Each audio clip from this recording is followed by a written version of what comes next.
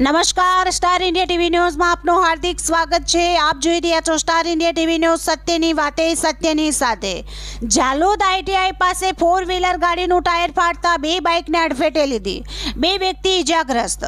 જાણવા મળેલ સૂત્રો મુજબ તારીખ 19 મે 2025ના રોજ સાંજે 7 વાગે એક અનોખો અકસ્માત સર્જાયો હતો।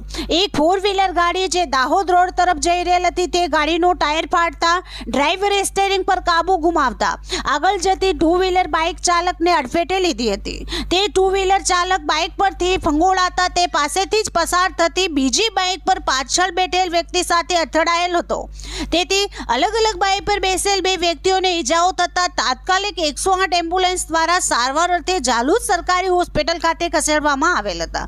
જાણવા મળેલ મુજબ બંને ઈજાગ્રસ્ત વ્યક્તિની હાલત સારી છે, પણ એક વ્યક્તિને વધુ સારવાર માટે દાહોદ લઈ જવામાં આવેલ હતો।